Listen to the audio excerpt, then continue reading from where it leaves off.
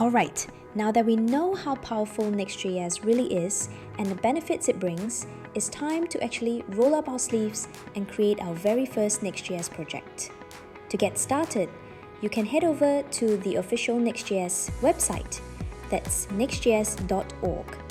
On the home page, you'll find the command you need to run in order to spin up a brand new Next.js project. You'll need to install Node.js because both Next.js and the project creation tool rely on Node under the hood. I recommend grabbing the LTS version of Node.js from the official site and installing that first. Once Node is set up, copy that project creation command from the Next.js site, open up your terminal or command prompt, navigate to the folder where you'd like to create your app and run it.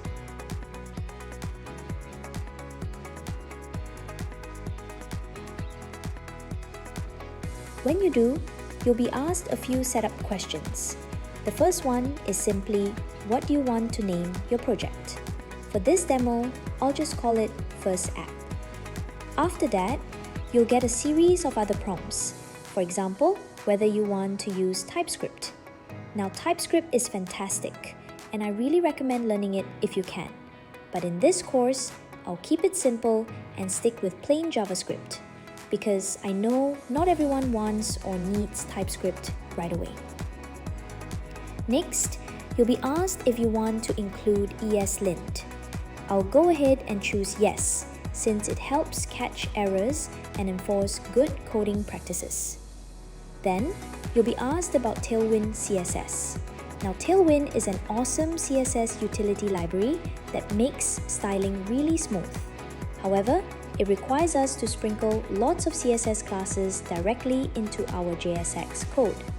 Since I don't want to overload you with too many things at once, I won't enable Tailwind for now.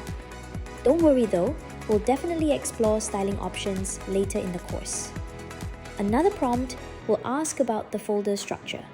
You could go for a custom setup, but I'll just stick with the default and select No.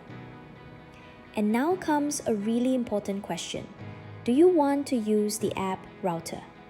This is where you decide between the two different approaches to building Next.js apps. There's the older Pages router, which is still widely used and rock solid, and then there's the newer app router, which unlocks some cutting-edge features like React Server components and server actions. Since the app router is the recommended and future-focused choice, we'll go with that. Finally, you'll see a setting you could adjust, but I'll just leave that as no as well. With those choices made, the project creation process begins. Once it finishes, you can jump into the new project folder and from there run npm run dev.